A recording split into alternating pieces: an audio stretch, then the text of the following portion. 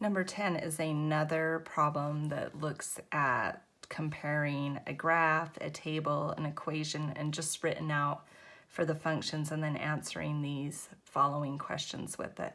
So the first one says, which function has the graph with the greatest slope? So remember, slope is going to be when you have your slope formula. It's going to be y equals, and then you have your fraction for your slope, y equals whatever your slope is, x, and then plus or minus b. So whatever this is, the bigger the number on the top, that means that is the greater the slope. So let's look at this one. So this one's slope is just going to be 1 over 1. So your slope on this one is just 1 over 1. Remember, on this one, to find the slope, we need to do our y1 and our y2 and our x1 and our x2 and do the slope formula. So that's y2 subtract y1. So 10 subtract 15 over x2 subtract x1. So -1 subtract -2, which 10 subtract 15 is -5, and -1 subtracting a -2 is -1 plus 2, which is 1. So this one's slope is -5 over 1. This one's slope is right here, so it's 4 over 1. And this one, it says the slope is -2, so that would be 2 over 1.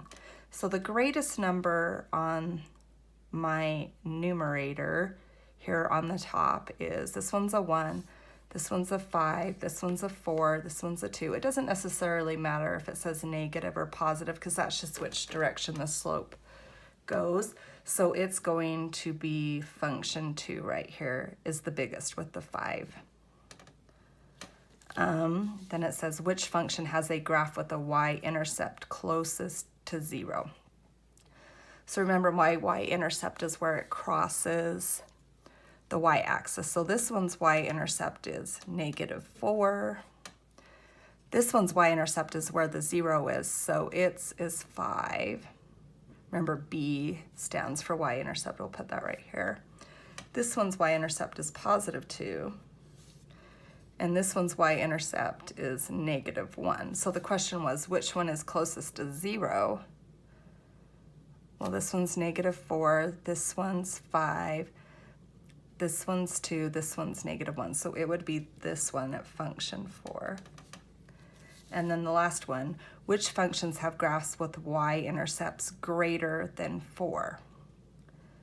So this one's not, because it's -4.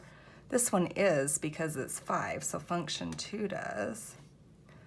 This one's not, because it's 2, and this one's -1. So function 2 is the only one that has a y-intercept greater than 4 on this example.